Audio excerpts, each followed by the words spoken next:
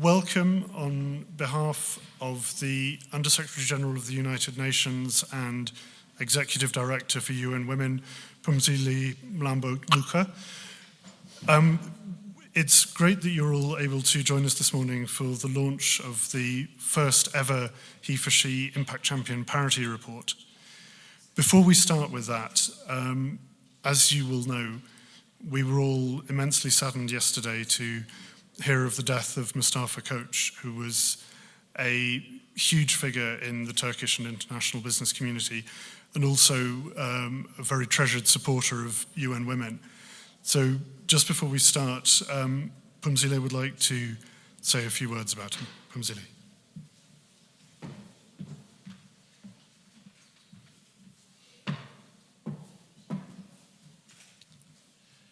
Thank you very much. Just a solemn moment to remember someone who would have been here with us this morning. I was with Mustafa in December in Istanbul, and we were discussing this day. He was very excited about it, and we were also discussing the changes that he's thinking about in his company in order to make his company a role model company in Turkey and in the region. He was very clear about the difficulties, but he was not fazed. And he was beginning to see some of the changes and the impact that were happening in his own company. So we've really lost a good soldier in this journey. The world is poorer without him, and he's sorely missed, obviously by his family and friends, and I think all of us, and I hope the work that we do will make him proud wherever he is. May he rest in peace. Thank you. Just a moment of silence, if you could stand up.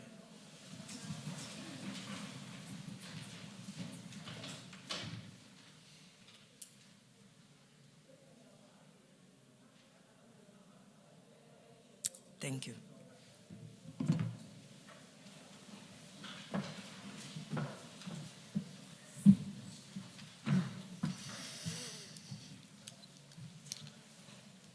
As Phumzile said, Mustafa had been looking forward to today and preparing what he was going to say, and his family have asked that we share now what he would have said had he been here.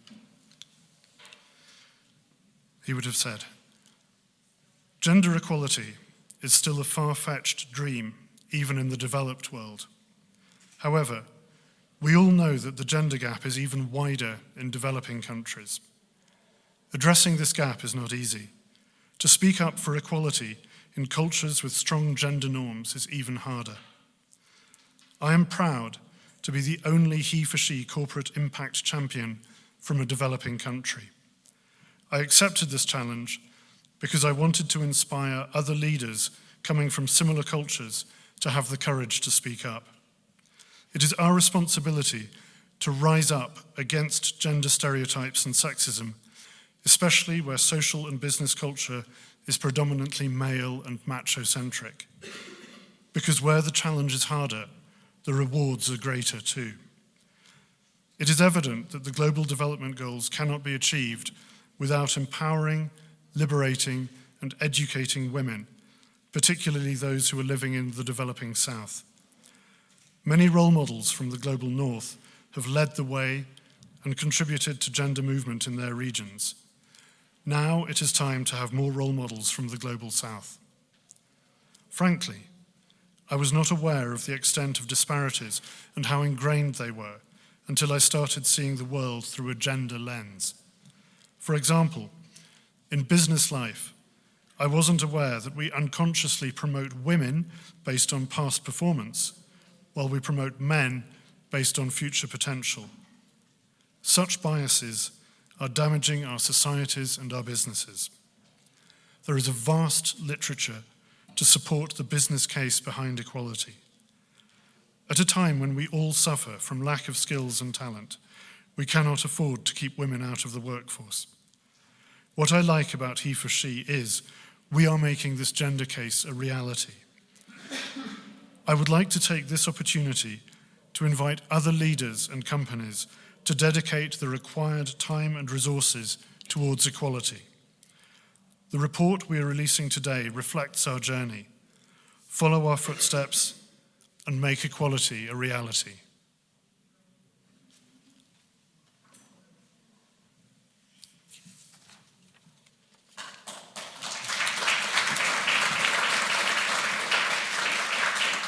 "16 months ago, UN Women launched a new campaign, HeForShe. It has a very simple message. What we share is more powerful than what divides us. Equal rights for women are important, and bringing them about is a job for everyone. Because equality doesn't just free women, it frees us all. Everyone should feel free to be sensitive. Everyone should feel free to be strong. It is time that we see gender not as two opposing forces, but as a spectrum. If we stop defining each other by what we are not, and start defining ourselves by what we are, we can all be freer. This is what HeForShe is about. It's about freedom." Happily, a lot of people agreed, and together over the last 16 months, we've made a lot happen. We have recruited 30 impact champions. 10 are the heads of the world's leading universities. 10 are heads of state. And 10 are the CEOs of major companies. These companies span many industries. They run hotels, banks, and mobile phone networks. They distribute your electricity. They make cars and consumer durables. They make your ice cream, snacks, drinks, and shampoo. They keep your food fresh. They advise other companies. And one of them lets you tweet. The 10 CEOs have committed to promoting gender equality in the companies they run and sharing what they learn so that other companies can do the same. They have already carried out a detailed audit of where they stand now, so they know just how large a challenge they face. And they've come here today to share why they have committed to HeForShe and what they plan to do next.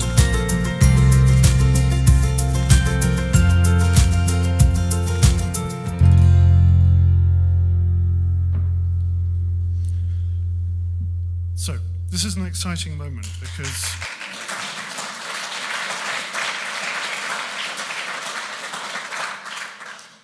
this is still an exciting moment because this report is pretty much the first time that organizations of this weight and clout and importance have been this transparent about where they stand on gender equality and have made really serious commitments about what they intend to do about it. And today we're going to give all of you a chance to look at what lies behind the report and get a sense of the kind of discussions that are happening within and between these organizations. Because sharing the data is one thing, but having the conversations and learning from each other about what we do about the situation is really the importance of HeForShe. So in a moment, we're going to have two panels made up of the CEOs in the room discussing why promoting gender equality is important to them and what they plan to do about it. Those panels will be moderated by the head of HeForShe, Elizabeth Nyamamaro, and the UN Goodwill Ambassador, Emma Watson. Just before we start with those, Phumzile will say a few words about why HeForShe is important for UN Women and how it fits into the context of all the work that UN Women is doing. And at the end, we will give you a chance to ask some questions of the CEOs. So look forward to that. Phumzile.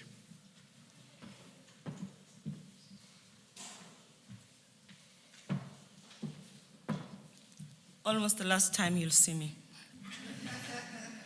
So I'd like to greet you on behalf of UN Women and the UN, and thank the CEOs for being here.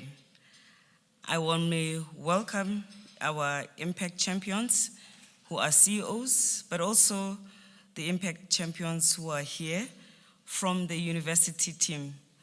We have here the Vice Chancellor of the University of Hong Kong, Peter Matheson, if you could wave wherever you are so people could see you, and Samuel Stanley, the president of Stony Brook University in the US. I don't know if Louise Richardson is here from Oxford, but these are the three heads of universities who are here, of the 10 universities, to be in solidarity with the CEOs. I think they hope you'll return the favor when they have a day like this. 2 years ago, in 2014 that is, the World Economic Forum released their Gender Parity Report. And that report said that it could take 81 years for the world to achieve gender equality in the economy if we continue the way we do. That was a wake-up call. In 2015, the same study by WEF found that it would take 118 years for the world to achieve gender parity in pay. That is, if we continue to do business as usual, which is to leave most of the work to women's organizations, women's interest groups, activists, and other people who are not in positions of authority, who are, however, concerned and determined.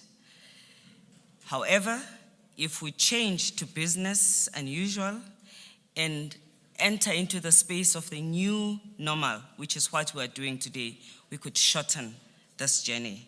And this is why this is UN Women's business, to work with CEOs, to work with universities, and to work with also heads of states who are also 10 impact champions.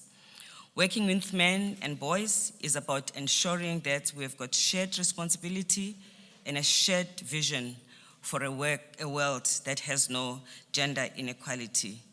In this initiative, in which the CEOs are on the driver's seat, recognizes that attaining gender equality is not only the right thing to do, but it also recognizes that companies with the highest representation of women in executive committees, as well as in different executive positions, are able to perform and to compete much better than their counterpart.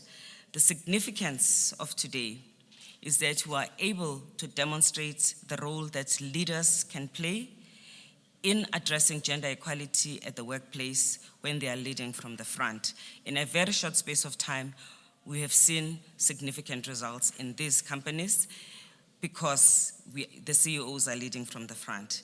Today is also about transparency, sharing the information that has been gathered, and using the data to mobilize other companies to do the same. The focus is also on what matters. We are focusing on entry level, we are focusing on middle level, we are focusing on women in executive and non-executive levels of the companies, so that when we are trying to address the problem, we know exactly where to go. Out of the study, it has been shown that these companies that we are about today are very close at making a breakthrough. 39% of total employees at these companies are women, so they are close to break into the between 40 and 60% range. Labor force equality participation, which is what the World Bank recommends, is the ideal level of participation by women. Of course, we would want it to be 50% plus in general. At senior leadership level, with these companies, the participation of women is between 11% to 33%. No company in this group has yet achieved parity in the top 6%. But this is a journey, and we think those that have more work to do will probably run faster. Those that are closer would also engage stronger. Across the impact champions, women also hold 28% of the board seat, exceeding the current global average of 17%. And we'd hope that these companies will break through the global average and do even better. Already they are above the global average. And across all these companies, 35% of new hires are women, but Barclays, PwC, Tupperware, and Unilever have already achieved gender parity in their new hires. But But what this means is that everybody has a pipeline to work with and to take forward. So we know that having women leaders at executive level is critical for each partner to realize both their business objectives, but also to make the world a better place. We have timeframes that we have adopted as with these companies. 2020 is going to be the year when we hope we'll be able to present very exciting information and data. In the Sustainable Development Goals, we have highlighted the importance of using data so that you can make evidence-based decisions. And what this is about is also to demonstrate how these companies also value the data and are willing to share it. So here we are. In the short time, these companies have also been able to mobilize and education amongst their employees on gender equality. They have launched new efforts to accelerate progress towards workforce parity and the empowerment of men within the company has gone into the realm of turning men into activists of gender equality. The significance of today is not just for us, it's also for the World Economic Forum, who also has a role to play in ensuring that they create the demand and the pressure for more women to participate in the delegation that come to Davos. And together, UN Women, companies, and others, we create a possibility for companies to have a greater pool of women to send to meetings like this. Today is also about the implementation of SDG 5 on gender equality, SDG 8, which is decent jobs and economic growth, SDG 17, which is about partnerships. So these CEOs are ahead of the pack. We are already beginning the journey to Agenda 2030, and it can never be too early for us to start. Thank you so much for the work that you do. Thank you, Emma, for your dedication and for being so hands-on and for making sure that also I fall into line. I love that. Now I'm going to hand over to Emma and Elizabeth, who will make sure that we have some interaction. Thank you.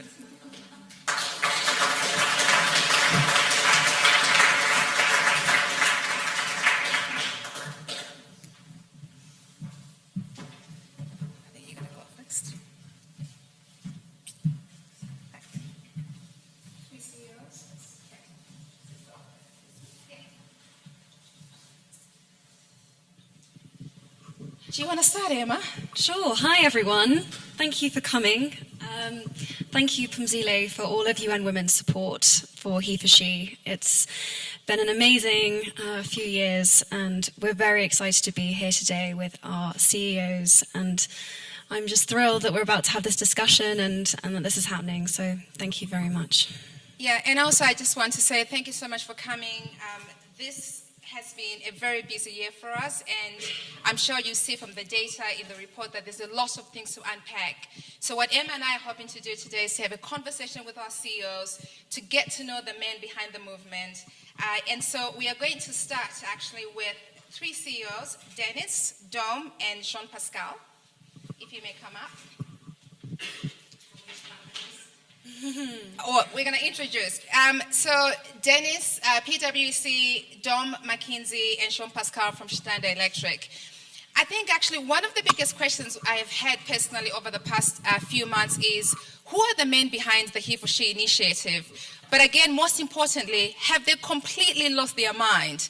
Why are they agreeing to release such highly confidential, sensitive data? Clearly, you haven't lost your minds because you're here. So I think Emma and I, we're going to have a discussion and ask the important question, why? Why was this important for you to join HeForShe? And why is it important for you to champion gender equality personally, but also in your own organization? Over to Emma. I want to start with you, Dom. You're from McKinsey, and McKinsey is releasing their data around gender equality, and this is a really big deal. Out of all of the issues that you could have championed, you've chosen to champion equality. Why is promoting equality really important to you and to McKinsey? Thank you very much. I think we look at it not as just a moral issue, but a economic and performance issue. And we have a mission statement that has two parts. It's to attract, retain and develop the most outstanding people we can find, and to have lasting client impact with our with clients. And if you look at that first part of our mission, we are not fulfilling it because when you look at the numbers that are here, 41% of our 21,000 employees are women. But if you actually then look at the leadership group, it's a smaller number, and there's just no way we can say that we do fulfill that mission if we're not at the 50% level. And so that's the drive. It's about leadership and talent. And the only thing I'd say is we've been working on this for a while. We've tried various different things. I've tried it through appointing more women into leadership roles. Obviously, they had to deserve it because the women would get more angry than men if they felt you were doing anything funny on that front. But we pushed it. My view is let's walk the talk, not talk the talk type of thing. But what we found is it was very gradual. We've been at this for about 5 years. And Phumzile mentioned the sort of 118 years. My view is it would probably take us 70 years to get to where we were. So we needed a jolt, a kick in the behind, if I might say, on ourselves. So that's what we did, and we thought we've got to be very ambitious about the target, and we've got to get to 50%. We want to get to 40% from 24% on the senior leadership side. We want to do it in 5 years, and that's going to take a lot of effort. And so we're going to have to talk about it, and we're going to have to lead it. And I think it's your whole point. It's men need to lead. This isn't a women's issue. We need to do it because it'll affect the performance of our firm and mission. So that's the background. Amazing. That's a great answer. Thank you very much. Dennis, I'd like to go to you next. You're from PwC. The research that you've done at PwC, and I've read this report, it's amazing. Thank you for doing that, suggests that teams that are diverse statistically make better decisions, are stronger teams. Can you talk to that a little bit? Yeah, sure. So at PwC, as the data would indicate, we actually achieve parity at the entry level. And so we start with a really good base and foundation for where we have come from. Our biggest challenge, if we have a challenge, is that when we get to the leadership levels, partner level and above, it falls off in a very dramatic way. We have about 20% of our partners globally who are female. And so we have a significant issue with how we think about how we progress the gender discussion throughout the whole of the organization. And the reason why we believe the leadership challenge is so important to us is, without question, when you bring people with different backgrounds, diverse backgrounds, gender, culture, whatever, to deal with an issue, to deal with a challenge, there is no question, the research would suggest that you come up with a much better, a much more creative solution than if you just had a bunch of white males sitting around the table and talking about the problem. So the leadership challenge to PwC is critical to our success, as Dom said. It's a business challenge for us. We actually believe the talent game is what will differentiate in professional services. So not only attracting, but keeping the pipeline in the same relationships to our entry-level hires is really, really critical. And that's why it starts with leadership. It starts with tone at the top. We would say that the game changer for us and what we have experienced is that if you don't start managing the data, if you don't start managing the pipeline in an objective way with facts as people progress through the organization, you're not going to make the shift that you really want to make. So this is an area that's really important, it's strategic, and there's a clear business imperative to what we're trying to get accomplished. Thank you. Jean-Pascal, at Schneider Electric, you think the future is all about green energy, which is wonderful. Why do you also think that the future is about gender equality? Well, I'm going to cover the same topic somewhere as my two colleagues here, because we are in an industry speak about energy, technology, electricity, which is not typically female at the beginning. When I was given the keys of the company, and I've been 30 years with the company, first my top 1,000, there were 3% of women. And we started this journey, so 12 years ago, starting from a very low base, which I mean, when I say that, I don't say I'm qualifying for the HeForShe, but we've taken really the challenge, the very exciting challenge to make our leadership on the whole company more diverse. For the reasons that were explained before, war for talents, it would be stupid for a technology company like us to get deprived of 50% of the talents of the world. There is always a good excuse, which is in electrical school, there are no women. Well, even there are 15% in average, it's still enough for us to recruit women.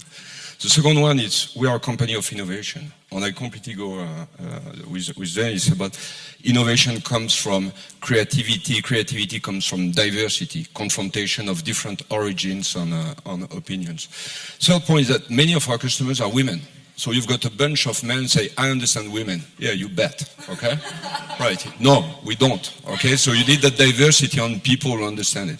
And again, 30 years in the company, I did my first 20 years just with men. It's sad, it's terrible, it's awful. So a balanced community is about, is more inclusive, more balanced, more fun, more excitement, which is a bedrock of innovation.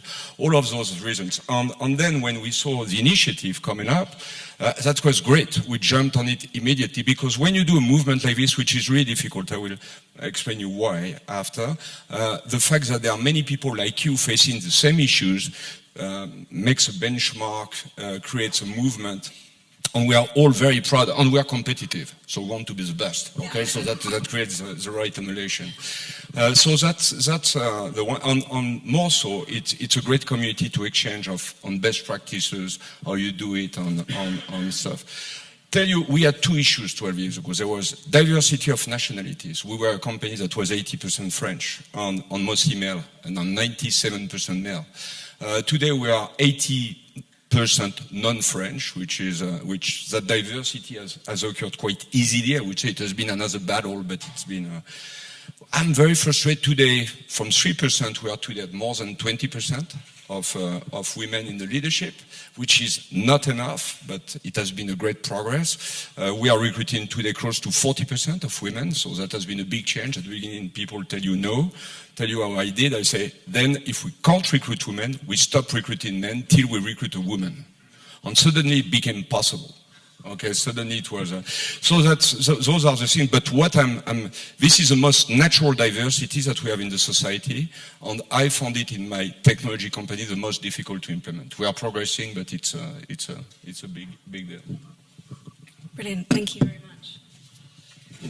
Elizabeth, over to you. No, actually, I think, Emma, you had a very important question to ask Dom about stimuli. This is true. I was going to ask about the MGI report.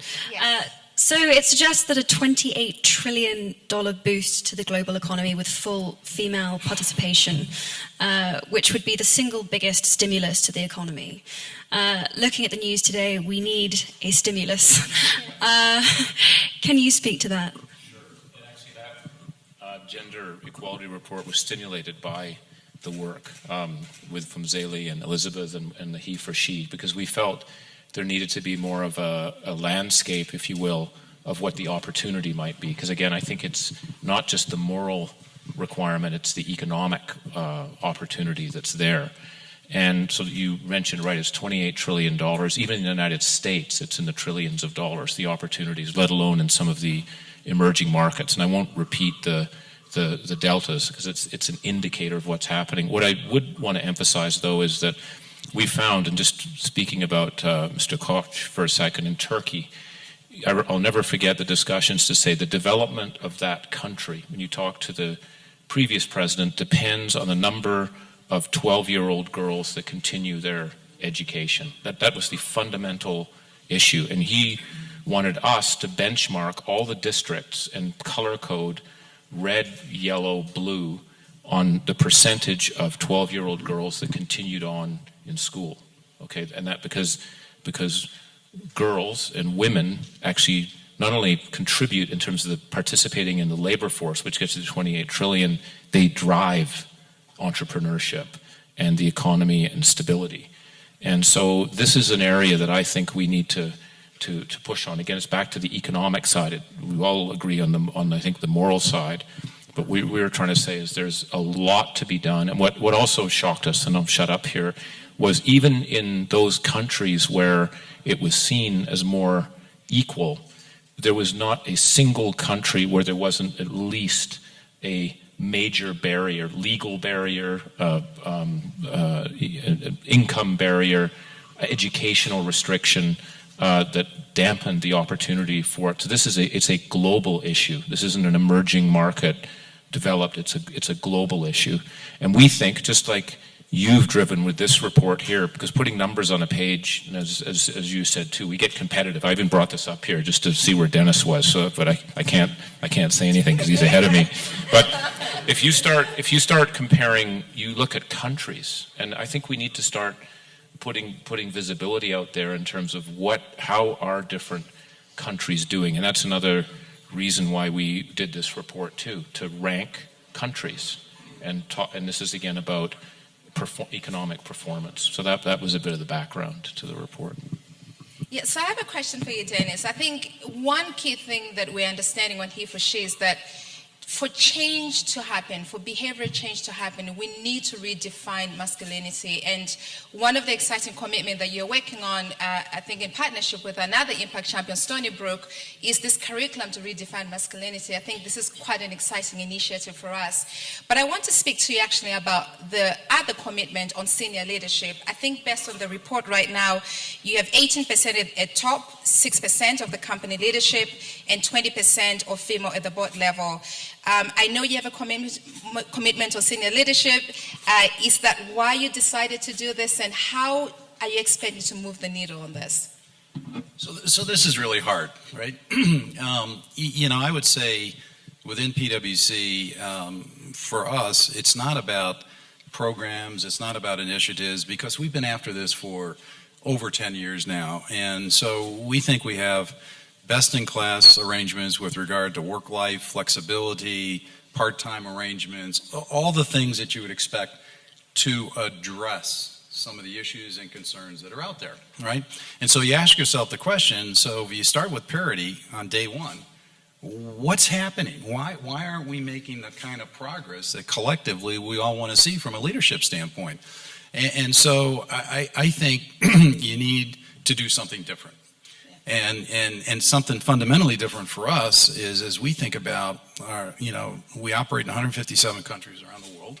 We have 220,000 employees.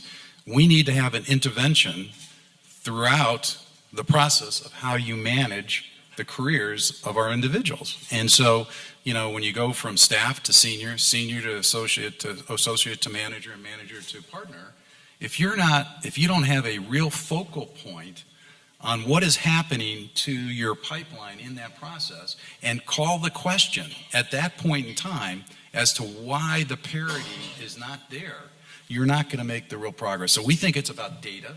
We're trying to really force that. We think it's about the leadership intervention to call the question at the right time, so you don't wait 2 years, 3 years, 4 years down the road when you think you now have a problem. And we're starting to see the real progress. Now, I'm a realist as well.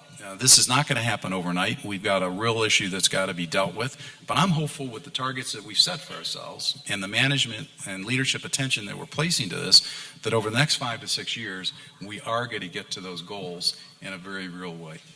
We are looking forward to that, Dennis.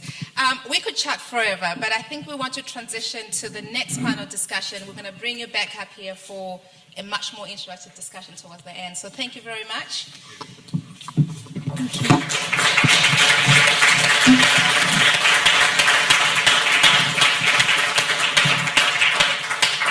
So now we want to look at what we in business can do to effect change. And I'm going to call our next CEOs, Paul Pullman from Unilever, Rick Goyen from Tupperware, Sebastian Accor Hotels, and Adam from Twitter.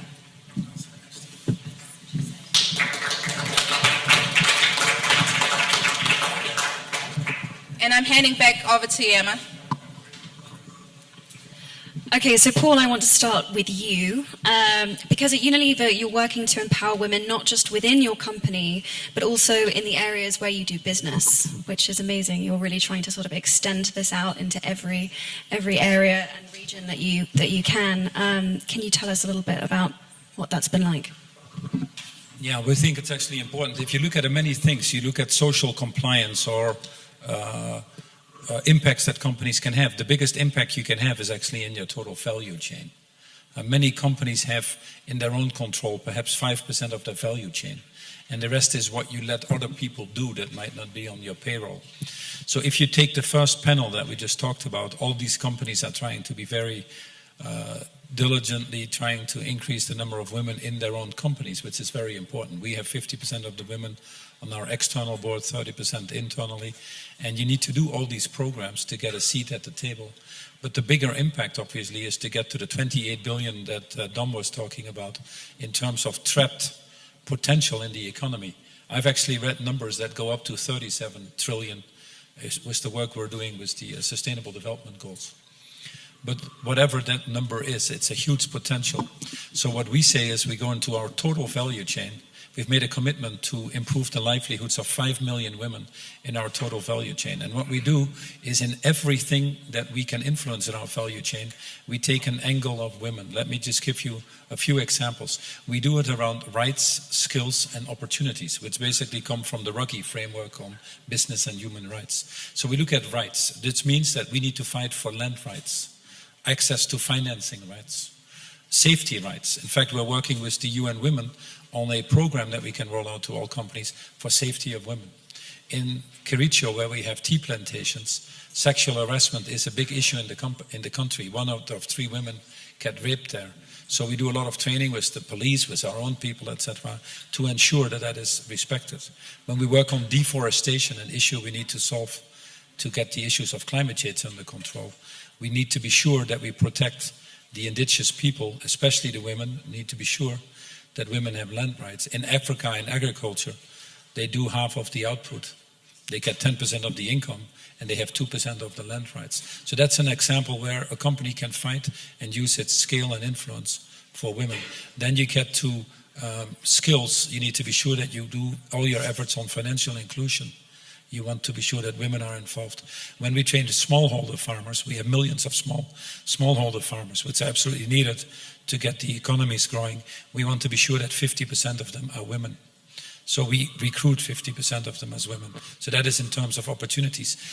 In terms of rights. And then in terms of opportunities, use your brands and use your network to create the jobs, the smallholder farmer jobs. We have Shakti ladies distributing. We have now over 200,000 that we give microfinancing. They distribute our products. We use a brand like Sunlight to create water stations so that these women can have opportunities to create their own little micro businesses. And so in everything you do, put a lens on that as a woman. And it's basically a Mohammed Yunus on steroids, if I may say. And it absolutely pays out. In anything we look at, the investments we make with that angle are better investments for the long-term robustness of our business model than anything else. We're very excited by your HeForShe commitment to ensure parity at the management level by 2020. What would you say to people that argue that there are less women in senior management roles because they prioritize their role at home rather than their careers? Yeah, I'd say to these people a lot of baloney.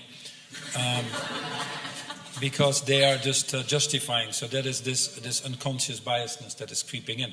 You know, we had a higher attrition of women than men in the company as well. And we looked at that and we saw when women went on maternity leave, which in some countries are obviously very generous plans, that we disconnected with them. And that these women then felt that their careers were slowed down. We were taking them out of the enormously fast-moving discussions on how the company was doing. And when it came time for them to go back into the workforce, they were reassessing their choices and ended up going to different places. And if you talk to other companies, you find that the bulk of the women that go through pregnancy, if you want to, and take time off, whatever is needed, actually end up again in the workforce. So that statistic is really not, it's a perception that you have to deal with and not a statistic. Now women have to fight that as well. themselves. It's a thing on two sides. It's not a one-way street. So these maternity programs, we have maternity and paternity programs, because for us it's gender equality and LGTB and all that. So if you get a baby, I can take I have to negotiate with you, but I can take time off. It looks like a very appealing proposition to me. But we have to be sure that the people that are affected with that are the ones that actually put these programs in place. And bit by bit, you overcome these unconscious biasness that are there. That's a great answer. Thank you very much. Rick at Tupperware. Rick, you are not just empowering the women and men that you work with in your company, but millions of women that sell your product to be change makers in their own households and in their communities. Why is this important? Well, firstly, I think it starts off when you try any company, and talking with McKinsey, one of the things they talk to us about is to find our source of competitive advantage. Many people have made a lot of money on Wall Street finding underappreciated resources. And that's what I would call the attitude toward women, an underappreciated resource. What's been exciting about what we started to do at HeForShe is too much of the conversation about gender parity has been focused on the developed markets of the world and conversations about STEM, glass ceilings, and I get all that, and that's wonderful. But as you see here, all of us are from developed markets of the world. 85% of the women of the population are developing. So I think the conversation has to go forward, but we've got to bifurcate it to these two different kinds of markets. And so I'll get to your question there. She really has fabulous talents, women. And it's interesting, I was writing down yesterday, silly little list of, because there's so much conversation, she'll have a better life if she has STEM. Let me read this. The jobs in the future, since the year 2000, the population growth has exceeded job growth by more than right at 2.5 times. The jobs aren't going to be coming in the future. 49% of our women in Tupperware in Indonesia have college educations. Why is she selling Tupperware? There aren't STEM jobs for her there. So you're going to find in this next age of this fourth economy, self-employment is going to be key.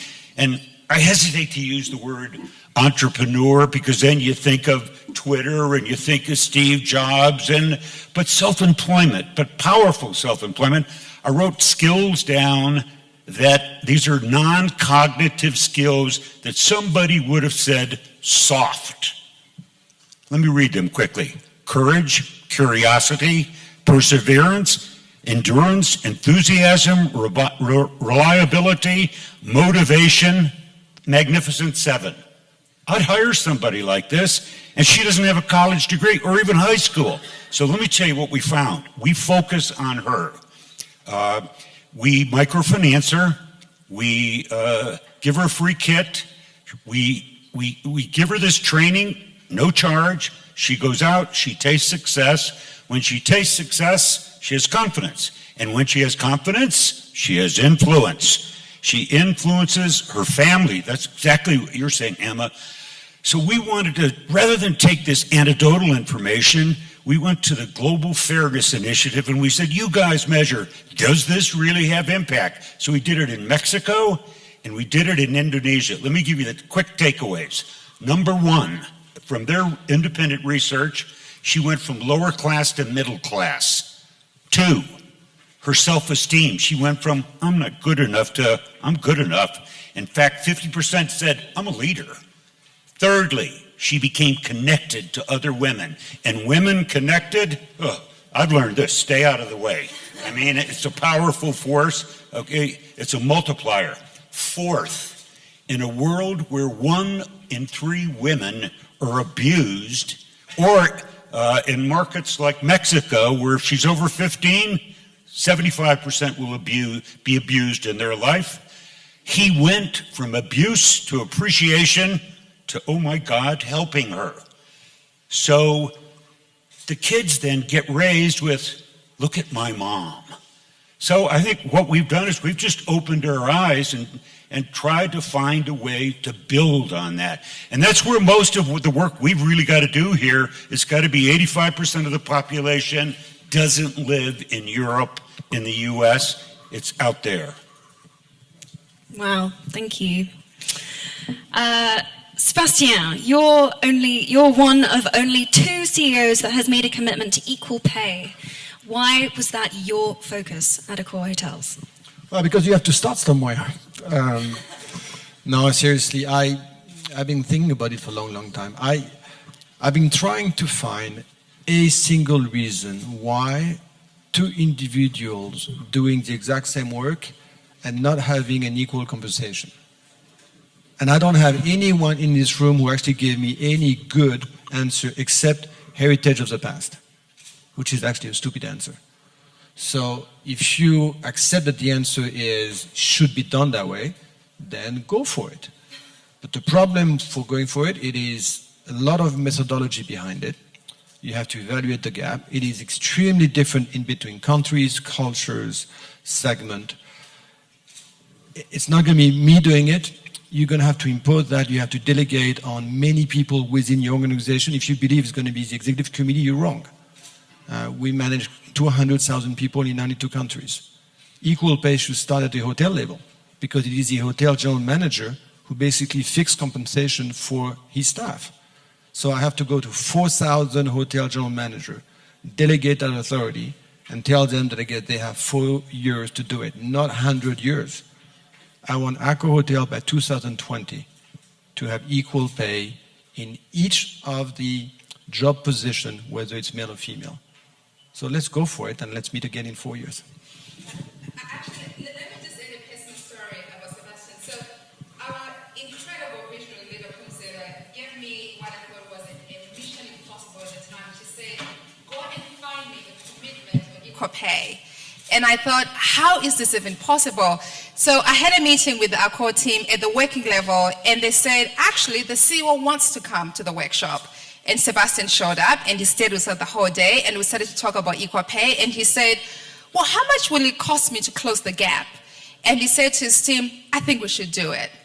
And so when I came back and I told Phumzile, I think it's become one of her favorite, talking point where she says, sometimes you make it sound like it's too complicated because sometimes it only takes an individual to pick up a pen and sign off. And Sebastian, you did this, and for that we're very thankful. The problem is, I'll admit it here, which is obviously not great for a CEO, I still did not evaluate the gap, and precisely because if I know the numbers, I will not do it.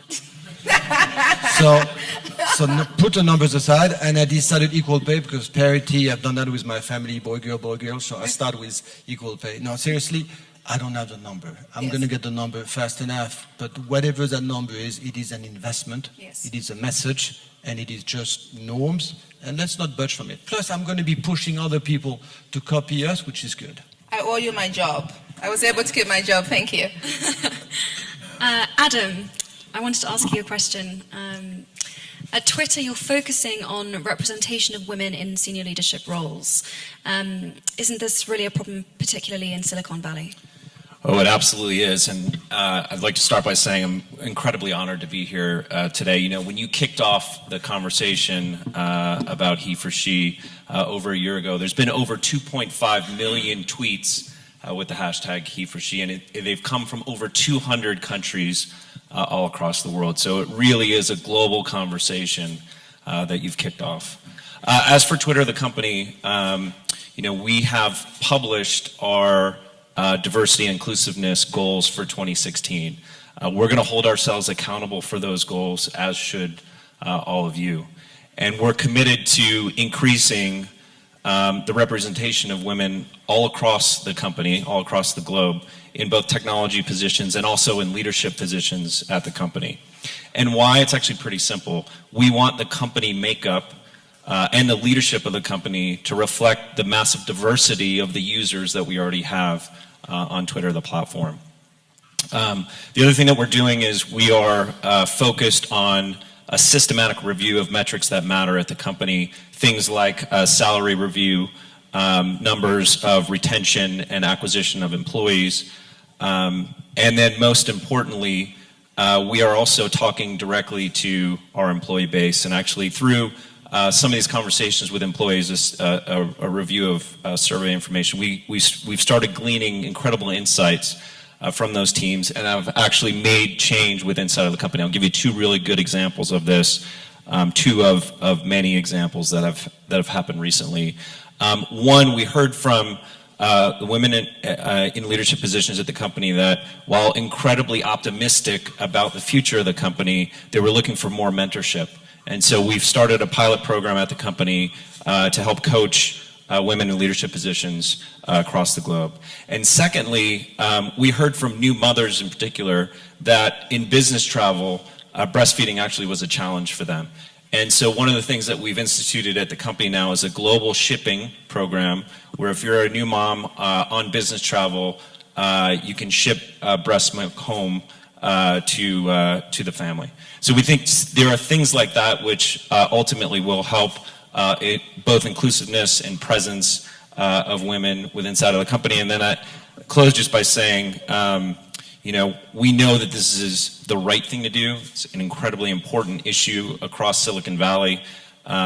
It's also a good business as well. All of the research proves that diverse businesses perform better on every single operating metric.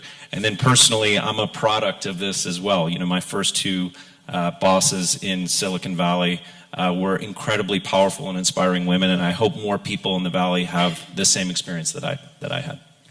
Thank you. Yeah, thank you, Adam. Emma, do you have another question? I've got one more for Sebastian. You've got one more? How much time do we have? We're 4 more minutes, so you go. And then I think we want to open the conversation as well, so it's just not us talking to the awesome CEOs. So Emma, you ask the last question, and then we'll open for question.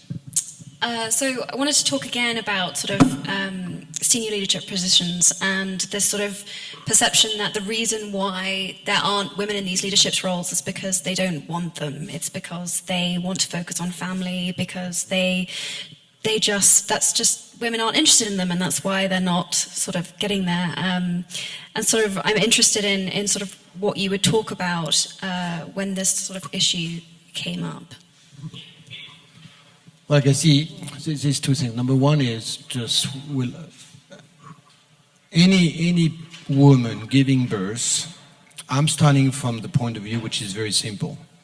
You only achieve success at work if you first achieve success in your family. There's probably no better, more emotional, exceptional moment than giving birth to someone. And you have this benefit, we don't.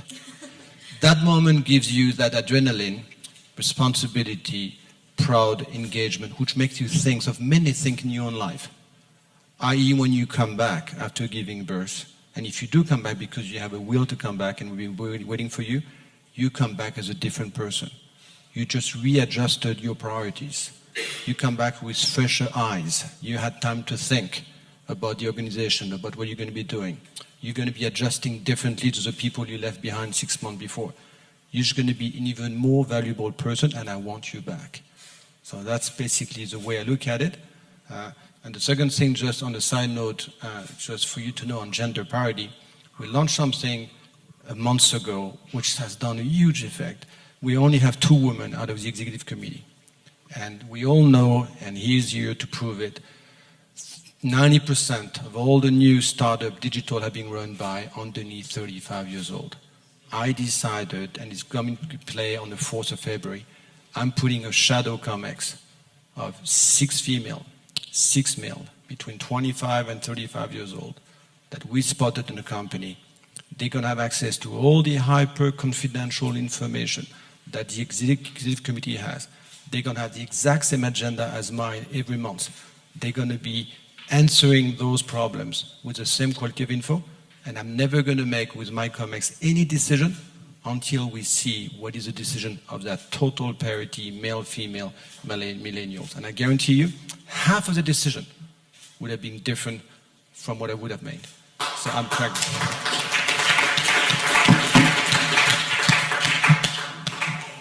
So we would like to invite back Dom and Dennis. And we're opening up for questions. If anyone has questions for the CEOs, I'll take the gentleman at the back first. If you could identify yourself, there should be a roaming mic somewhere. Name and affiliation, please, before you ask your question. Hi, thank you. Good morning. I'm Hugo Duncan from the Daily Mail in London. Emma, I wanted to ask you, and also just get the view of the CEOs who are there.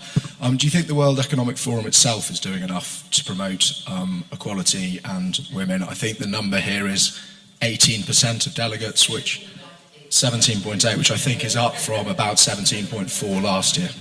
May I ask you to direct the question to the CEOs? I'm so sorry, it's not my press conference. Yeah, I suppose the question I'm here as a journalist. I'm here as a questioner. So yes, I suppose the question to the CEO would be, as impact champions, right? Knowing that this is the disparity in Davos, what are some of the things that you're willing to do to ensure that you are taking the lead in changing the dynamic in future years to come? I don't know, Paul, you may want to take this one. You've given the answer in your question. So if you are at 18%, there's an enormous opportunity. So the question is not, is this right or wrong? Everybody understands that it has to move into the right direction. And the things that Klaus is trying to do, I certainly welcome that. He gives free entries for people that bring more women in and stimulating very strongly companies to do that. We happen to have 1 out of the 4 people that are here at the most senior level. We have more people here, 1 out of 4. So I'm in 25%. I feel as guilty because I'm not in 50% either. But I could have 50% here, but I probably bring the wrong people versus my agenda right now. I could be at 75% the next time. I just look at it, what is our mission here? But it should be in general, at the end of the day, we should be at a more balanced economic forum. There's no doubt about that.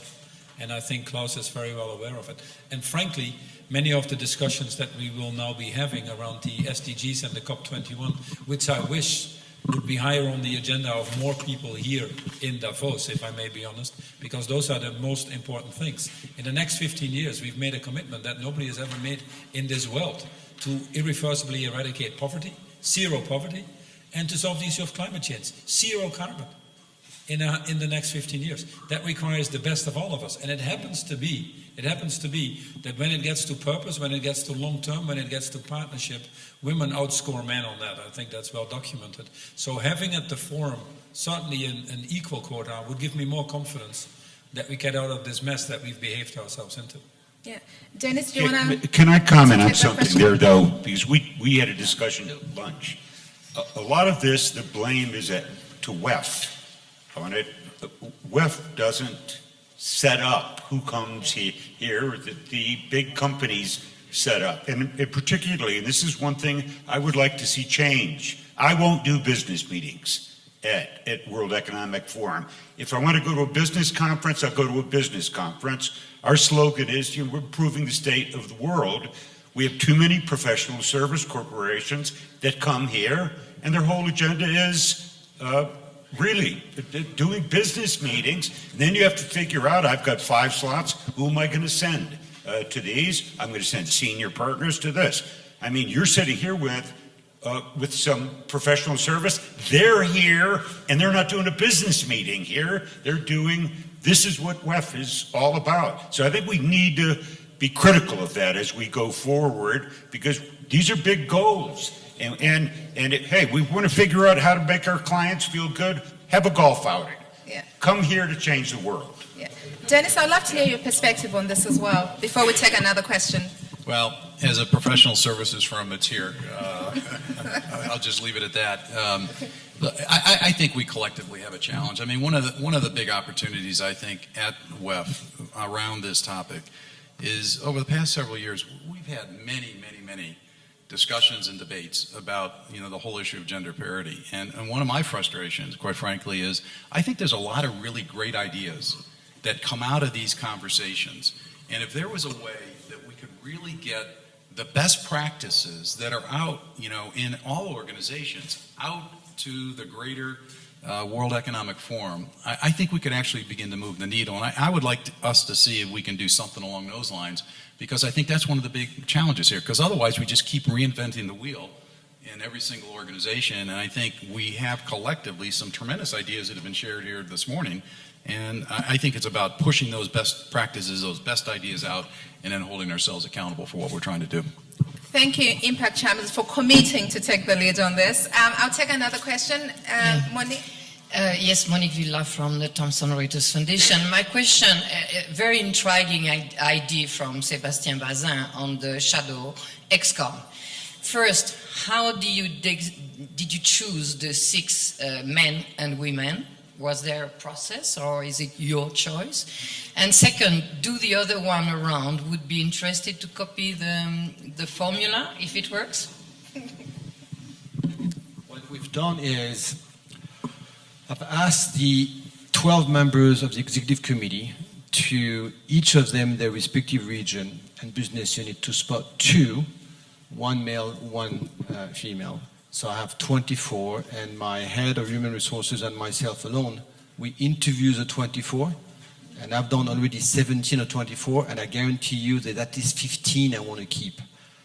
It's just extraordinary, the quality of the people that I did not really know of, and you can start parity only by actually giving proofs that you give them authority and you move on. So, but it's a beginning of a long journey, but it's fascinating in terms of the engagement and the proud of those being selected. The problem is I told them, you're going to do it for a year because it may actually go to their head. So I just want to make sure they know it's going to be for 12 months. And then we move on to another Shadow COMEX with new millennial. I think one thing that Sebastian actually talked about, which is really interesting, is, and you look at some of the numbers that were released today and the goals that we all have, it's impossible, I think, to have that much change in a short amount of time just through candidate acquisition, so bringing people to the company. So one of the amazing things is actually making sure that all of us have big development plans in place and bringing and growing the entire company and taking the entire company through the process instead of just candidate acquisition. So I'm seeing a hand from our Twitter colleague. I believe that we have some questions on Twitter. May we take one question from Twitter? Okay, I'm happy to read it out. Okay. Are quotas a thing of the past or an efficient way forward? John, this may be a good one for you. I think quotas, I'm not such a big fan of quotas, because I think at the end of the day, I think they're good. I think it's good to have a target and a benchmark about where you're moving to move it forward. But I actually think if you can have a negative effect if you're just pushing people through to meet a particular bar. I think we should have a high ambition as to what the number should be, which I think people are doing here. But I've actually found, and this may be just more a McKinsey thing, if I was ever to start appointing people just because they were women to get that number, as I said, the first group of people, and probably the only group of people that would lynch me would be the women, because it's saying do not do it for that. We need to have this is a meritocracy, and by the way, we should have more women in the leadership roles, and that what we need to, it's through the pipeline, as was discussed before here. We are looking exactly as Dennis said, step by step. What's the number? What's the percent of people that we recruit? What happens at each stage? Why do people leave? How can we retain them as we move through it? One of the other things we haven't talked about, I think, by the way, having a more aggressive program on this side, I think, is better also for everyone in the entire organization. It's not just the diversity of thinking, but a lot of these programs that we're putting in place is good for everyone in terms of being better leaders, I think. I think Emma has a follow-up question, and we'll take one more from the media. Pay inequality often follows women in a perpetuating sort of vicious cycle, as they're often paid at their new job according to what they were paid at their last, regardless of a new position or role. Has anyone tried, or would anyone suggest paying the job, not the person, as a strategy to deal with that? Sebastian, you get a pass on this. You're already doing enough for now. Yes, but maybe Paul. No, I think it is very important, and coming back to the quota issue, this is actually very closely related. If you really want to change society, if you really want to change companies, you have to change the behavior and the culture. And the behavior and the culture, for example, should say in terms of people that are not promoting sufficient women has to be an integral part of their performance review. So it's like a plant manager has to have their plant safe. We don't pay plant managers for making their plants safer. We fire plant managers that don't have safe factories. If you have people in your company that don't champion the respect for human beings or the equality that we're seeking here, these people should not be longer time in your company, even if they are very good business people, because ultimately they undermine this culture, the values that you set as a company to succeed long term. It's very important, this. And what we need to spend far more time on is to ensure that senior managers in the company take the right decisions accordingly, so that people see that that is serious in the way we behave. And quotas or other things don't do that. Now, equal pay for equal work has to be ingrained in any company, and the only way that we can get out of this debate forever is that we make that very, very transparent and make that even part potentially of auditing, like what PwC should be doing.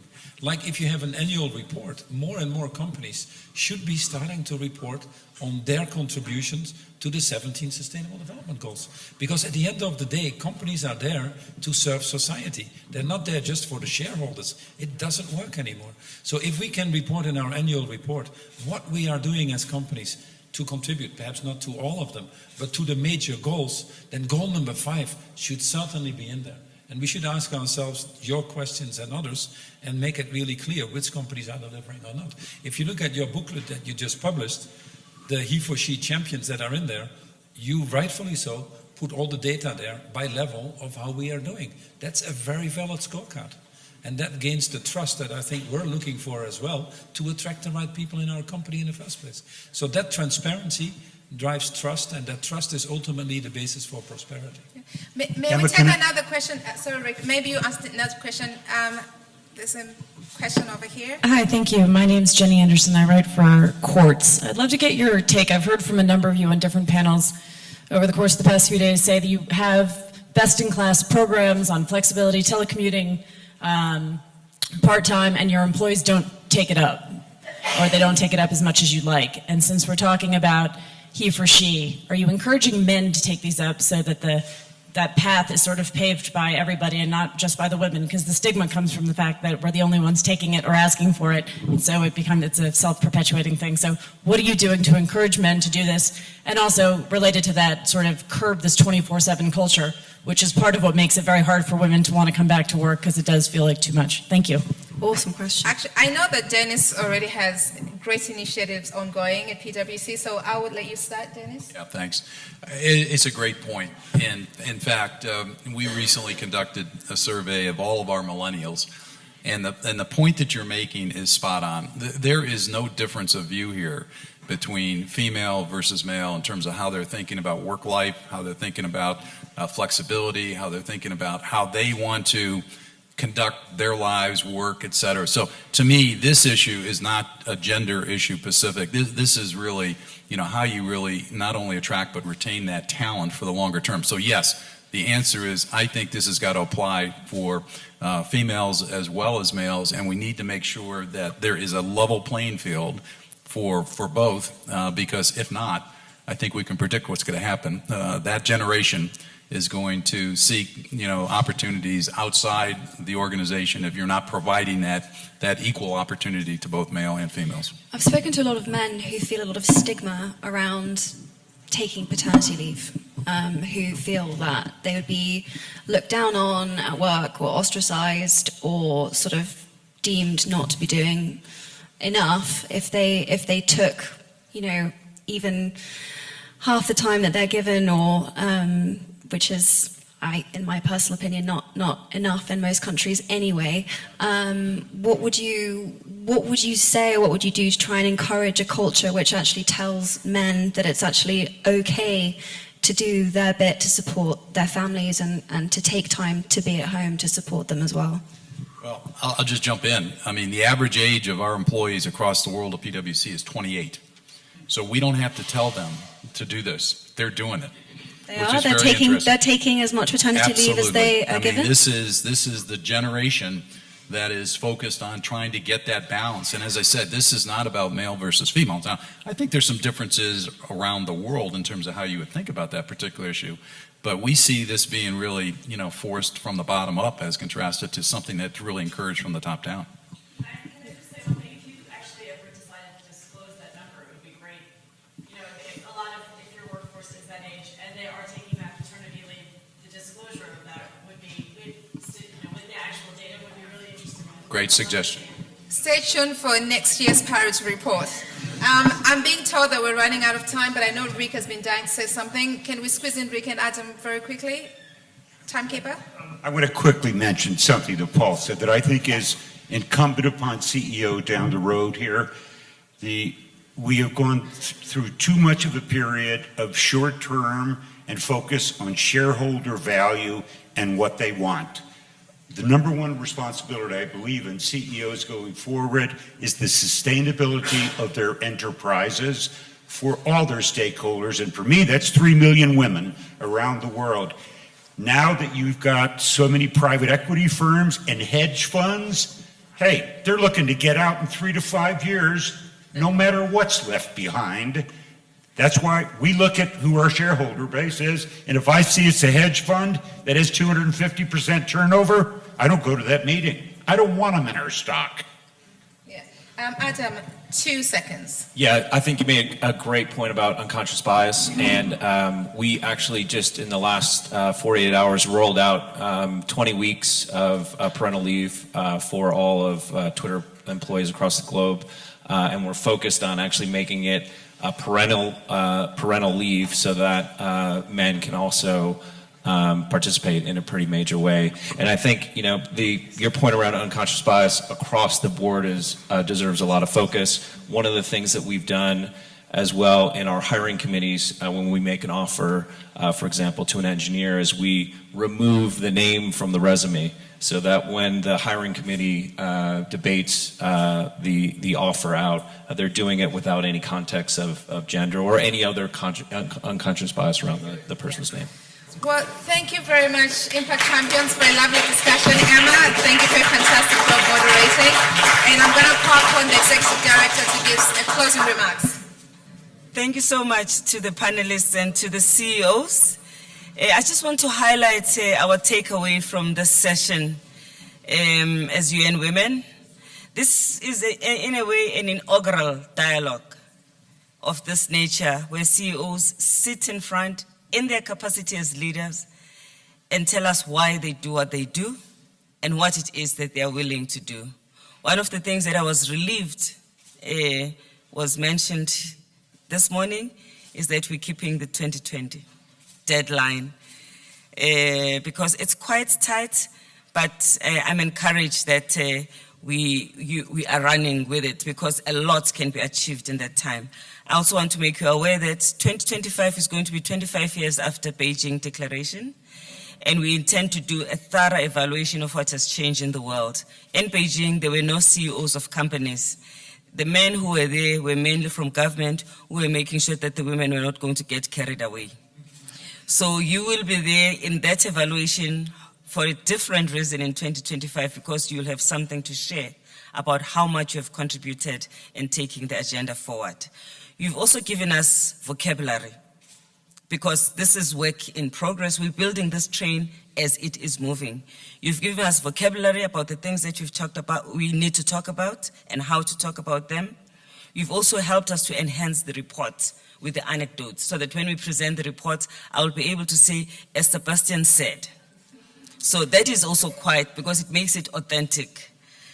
I think we've also beginning to develop a community of practice between and amongst yourselves, and I'm glad that we did have some university leaders who are here because we want this community of practice to cross-fertilize, not just within private sector, but also to go out of that. I think the baseline idea is great because everybody has capacity now to follow what is going through, to track, and also the fact that it is transparent. And we're able, the methodology is quite simple, and we'll be able to share it with other companies that we're trying to attract. It's going to be very interesting when we share this with heads of state and ask them to follow. So, wish us good luck when we have to do that. But I think it's an important a possibility that when we present something that has been done by CEOs, heads of states will also look up and want to see how they will benchmark their own countries and publish transparent data, which they did when we reviewed Beijing, but we need to do more.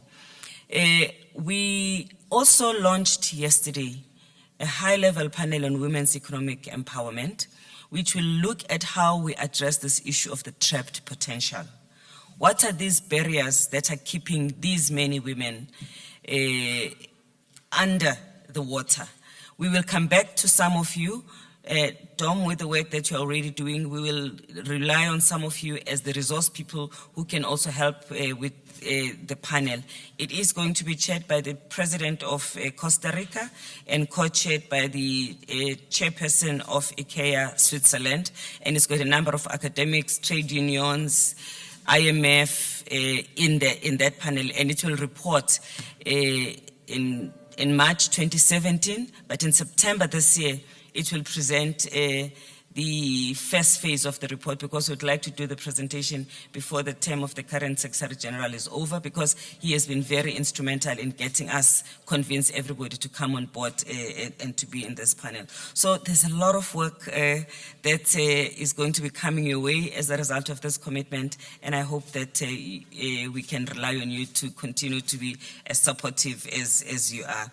2016, September, this year, General Assembly.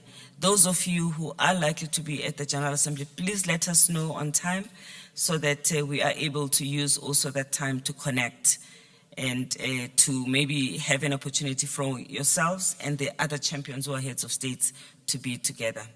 But thank you so much for this progress. It can only get better from here. Thank you.